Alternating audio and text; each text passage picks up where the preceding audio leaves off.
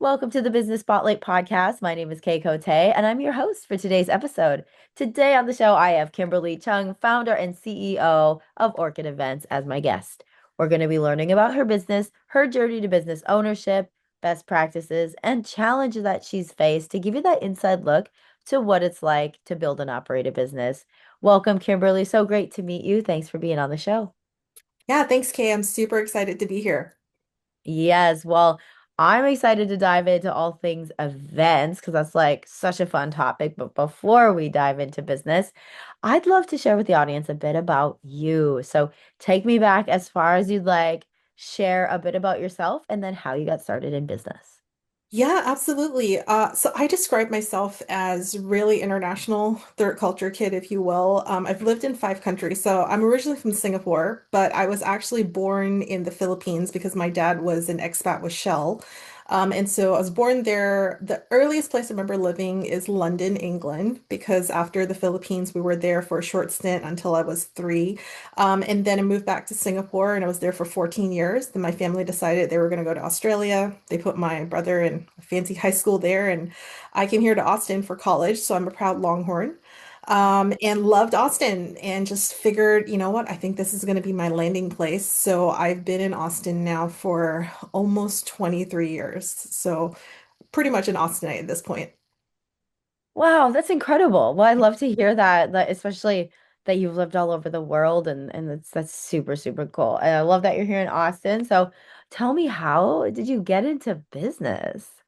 I didn't originally plan to be an entrepreneur. So I was a broadcast journalism major at UT. My original goal was I thought I was going to be the next Lisa Ling. And I loved journalism. And while I was in college, I actually ended up also working at the campus television station, Texas Student Television.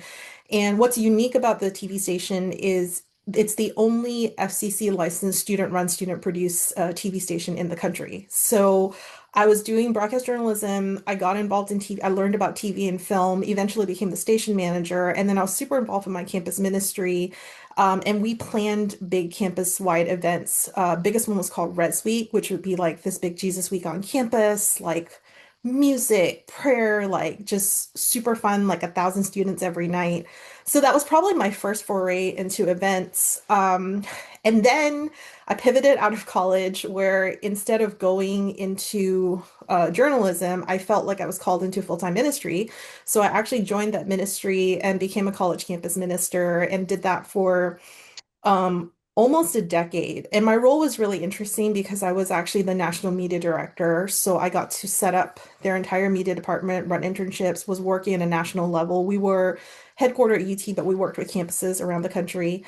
And then kind of developed the department. And that was a super fun job because I got to plan awesome events on campus. I got to plan national student conferences, their annual gala, I launched their online magazine and I served as like the editor in chief. So I was kind of getting to utilize all my skills. And then I felt like God said, okay, don't be in ministry anymore. And I went, okay. And through a really weird series of events, I get picked up by a high-tech weapons manufacturer to become their head of marketing, which, yeah, I know people are like, what are you doing? You're going from ministry to guns. And I was like, yes, it's a little weird. But I ended up at this firm called Tracking Point, which was this they had developed a precision guided firearm where the scope was high tech. So you could mark a target and you were accurate, up to a mile. And so I was thrown into like the world of most of my colleagues were these rough and tough ex-military dudes, and there was me, the former campus minister.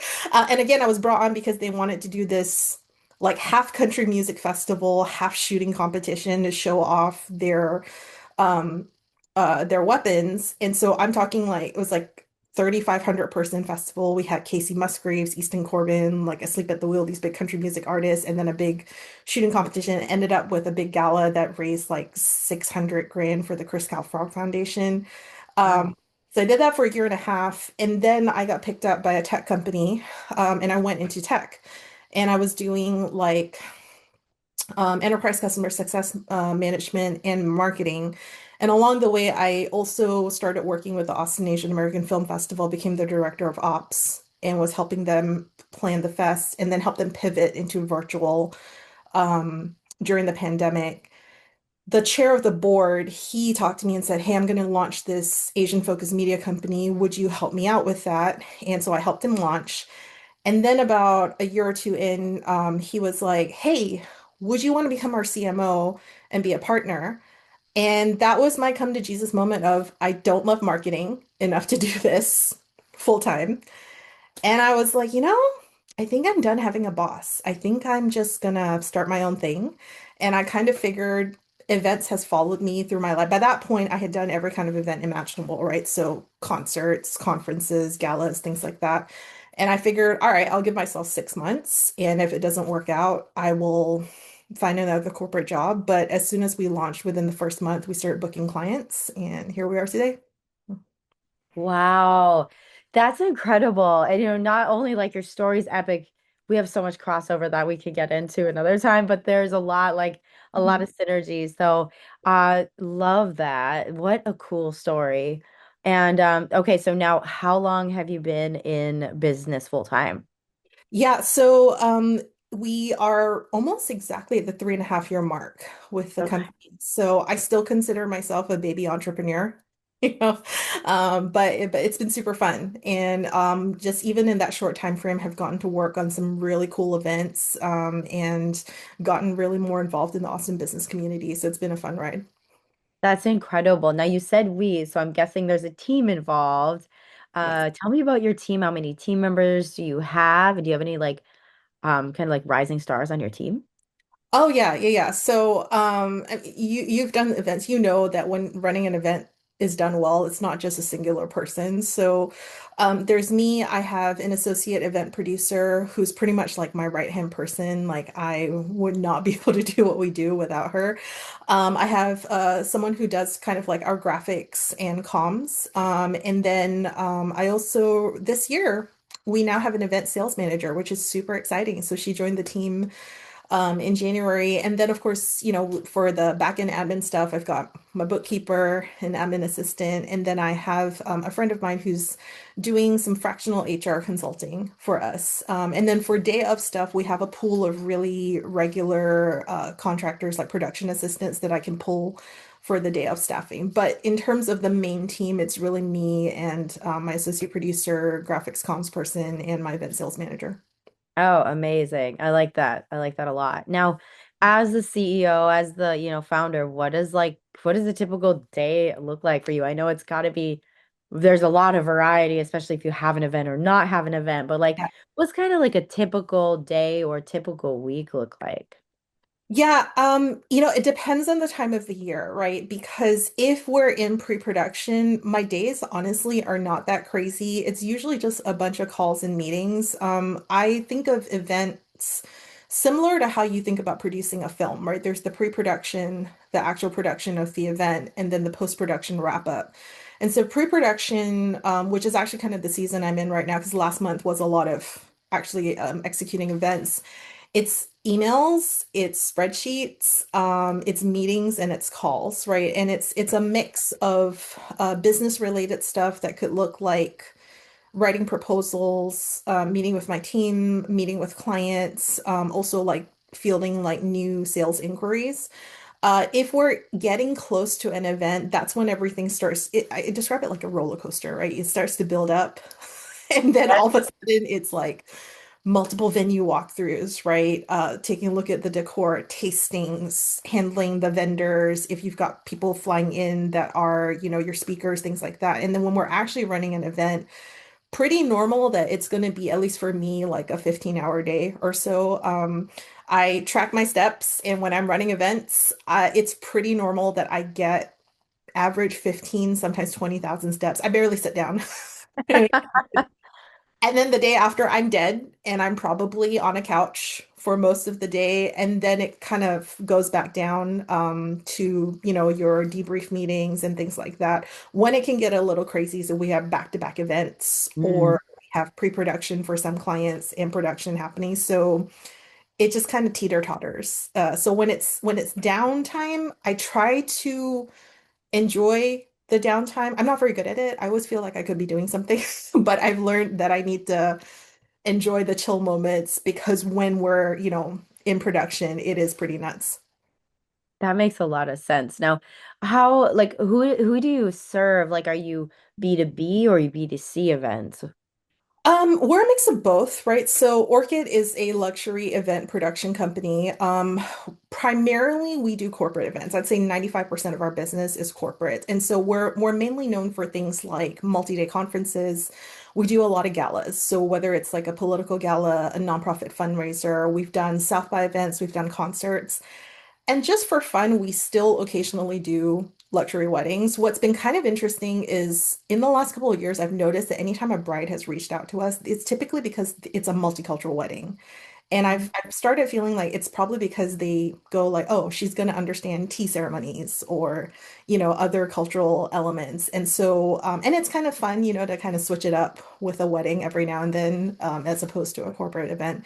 So our clients on the wedding side, they're usually private, right? On the corporate side, we work a lot with like the Greater Austin Asian Chamber of Commerce is one of our big clients. We do their three signature events. We've worked with tech companies, other nonprofits, or private institutions. It really just depends on what they need for the event, but a lot of time it's organizations or companies that are hiring us.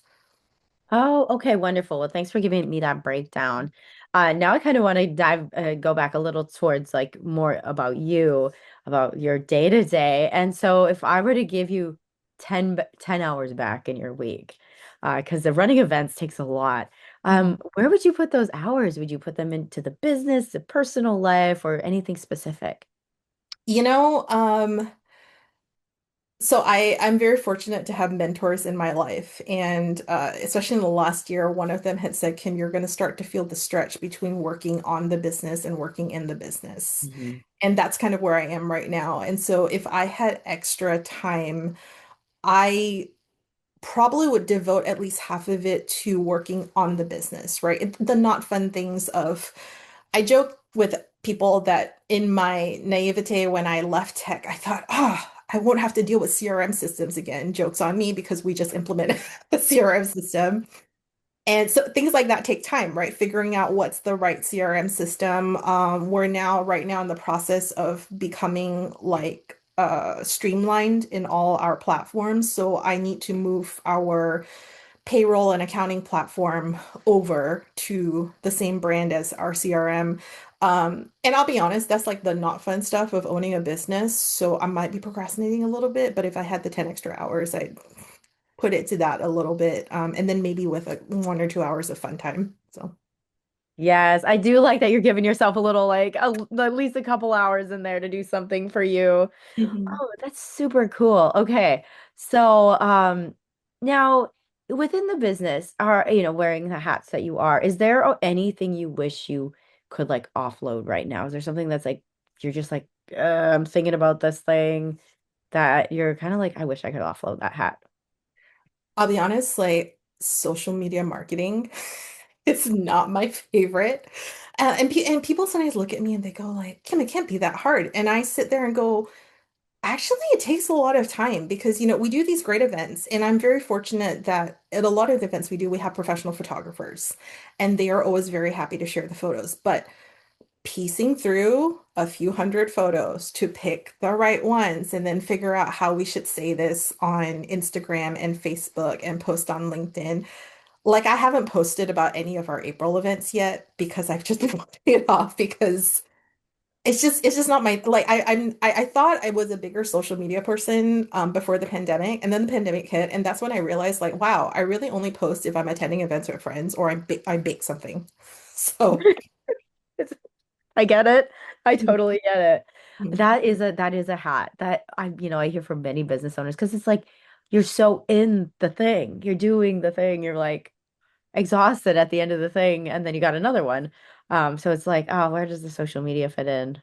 I get it. I totally get it. So what would it mean for you to get those hours back of like not having to worry about the social media side? I just think for me, I think it would just be pressure that feels off, right? Because my industry is interesting in that if you sell a product, social media is great, right? Because you want as many people as possible to try and like buy your product. In luxury events, it's actually a lot of relationships and referrals. Like 95% of our business is referral. But the social media is what demonstrates to people like, look at this great event that we've done. It, gives examples of the type of things that we can do. And so I think for me, it's more of there's so many things as a business owner that you're constantly thinking about. Like you want to serve your clients well. You have to think about, okay, business development, right? You got to make sure your accounting is straight every month and things like that. So for me, it's just oh, I know we did this really great event. I know we should tell people about it, Hmm. putting out social. It's so having somebody that could do that a little bit quicker than I'm doing it, right? Because admittedly, I'm really behind. I think it would just be a relief to know, like, oh, it's taken care of. Somebody else can do it. So that is something that down the line, I will be very glad to give that to somebody else. Yeah, is that something like let's look at the next kind of like 1 to 3 years. Are you looking to like expand your staff, maybe hire a marketing role, things like that?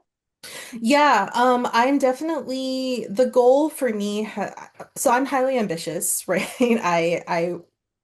In my previous roles with companies, I tended to function as what they call an internal entrepreneur. I was pretty well known for being able to build really great teams. I tell people I'm like Nick Fury and I know how to assemble the Avengers, right? And I would get these teams to the point where they could function by themselves, and I would inadvertently work myself out of a job.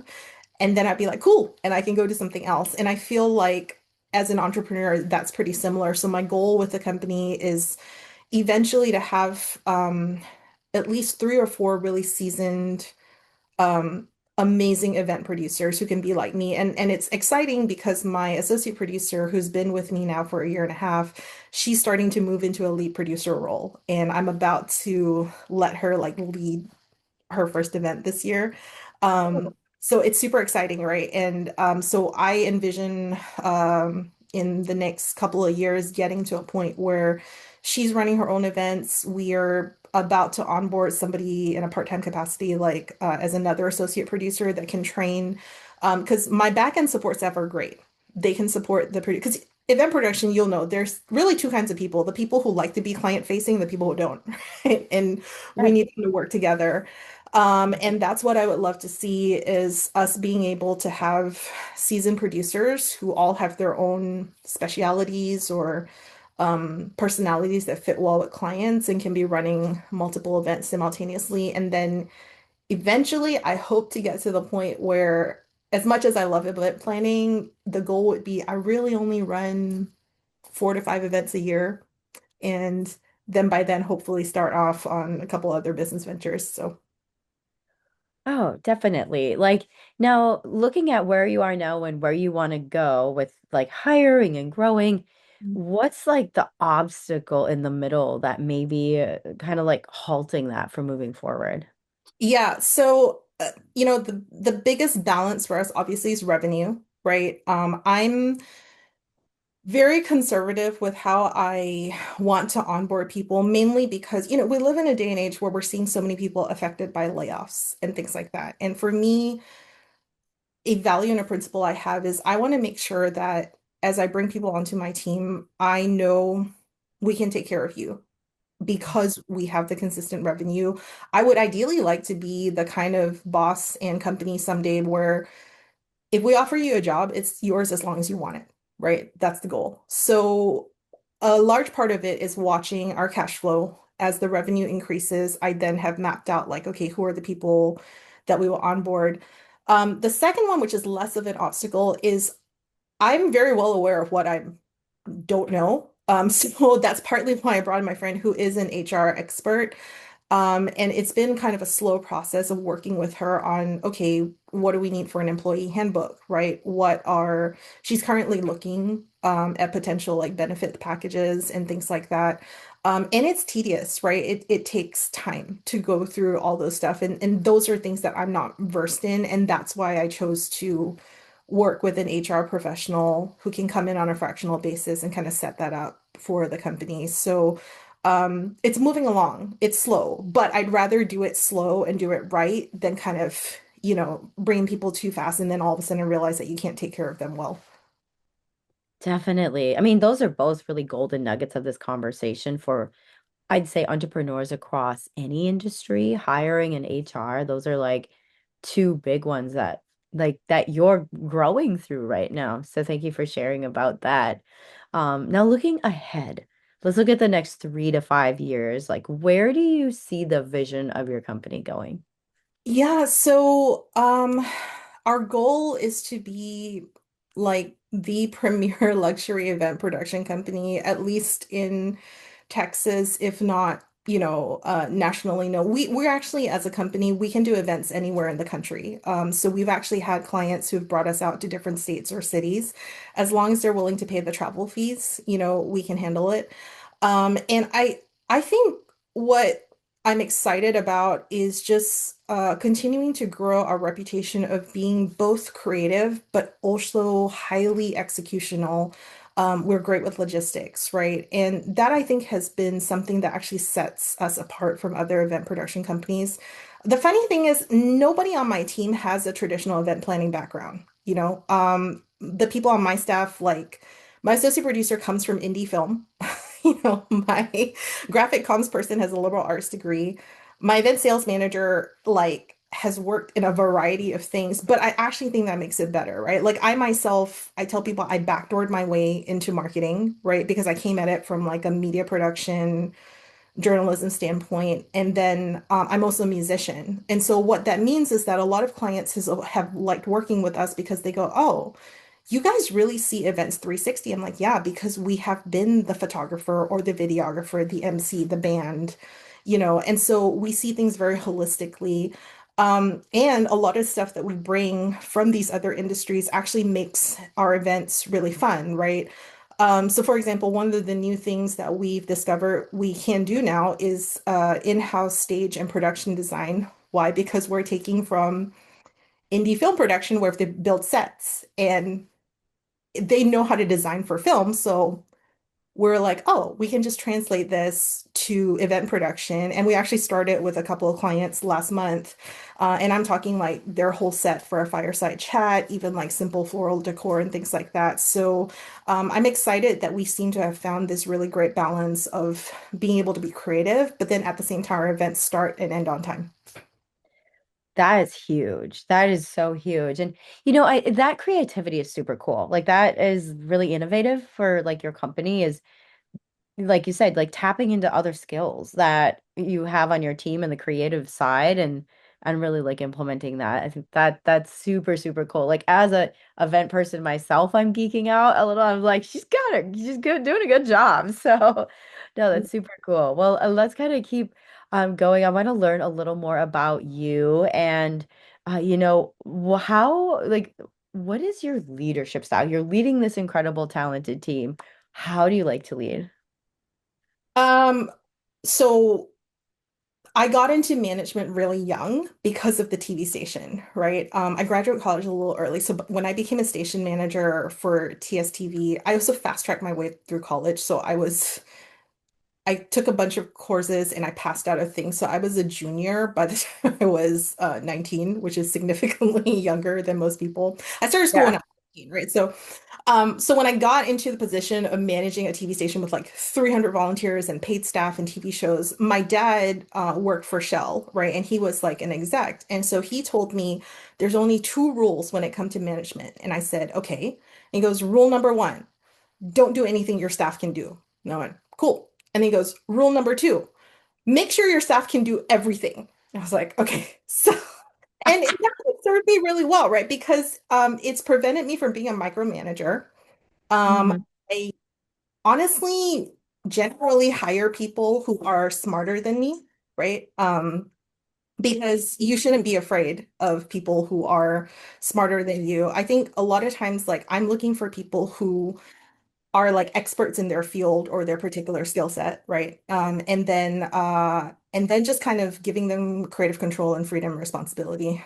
Also apologize if you hear my dog. No, you're totally good. You're totally good. Well, that makes a lot of sense. Like, good job, Dad. Like that is an awesome advice for, again, any business owner. So, when, like, what is hitting the vision? Like that vision, that main goal, what does that let you do? Like, not just for the business, but for Mhm. you personally, like, and the people in your life.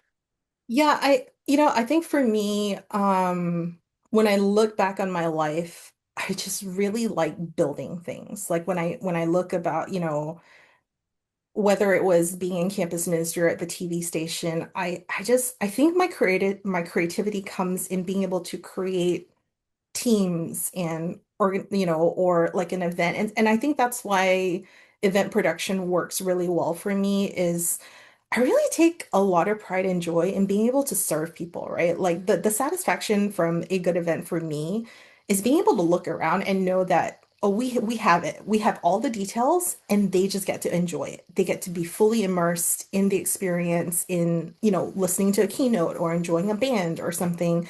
And I also at the same time have always been super passionate about leadership, right? Like I've served under not great leaders. I've also served under incredible leaders. And this is probably coming from my campus ministry background. I spent a good amount of time pouring myself into college students who, and several of them still keep in touch with me, right? They've gone on to do amazing things in like science and technology and arts and things like that. And as cheesy as it sounds, I feel like better leaders make a better world. And so for me, it's about creating not just like great experiences, but creating a team and organization where people feel valued. They feel like they're well taken care of, they can grow. And I believe that if you give people that kind of environment, they'll go out and they'll affect people for good. So it'll affect their families, their friends, their spheres of influence. And so that's kind of what drives me. So hopefully that answers the question. Yes, that's incredible. That's really incredible. So, now as we're kind of like winding down with the podcast, I have a fun question for you. It's definitely geared towards like improvements on the business. So, if I gave you a little bit of magic dust and you could sprinkle this magic dust on one element of your business, like one aspect of it, to rapidly improve it for the better, what would it be? Oh gosh, I would say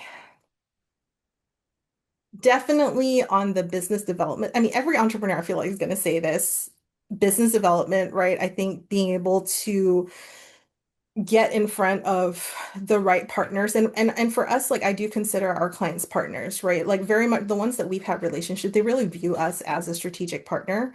And the magic dust of just being able to be in the room connecting with those people, helping to bring their visions to life. There are two kinds of salespeople, right? Like I've always said, I'm a closer. If you're interested, I can close the deal. I am not so good at the hunting, which is why I'm glad that our event sales manager is now on the team because she likes hunting. But that magic dust, and then the other part of it, I think, would just be the the actually writing down our systems, right? I don't know if this happens to you, but like sometimes you're in the business so much, everything's in your head, and then you start working with people, and then you realize like, oh, I should probably write this down somewhere. So that is kind of something that we're also working on is like, making sure that we actually have all these things documented, processes and stuff like that. So if I had a magic wand and all the SOPs could be written, that would make my life great.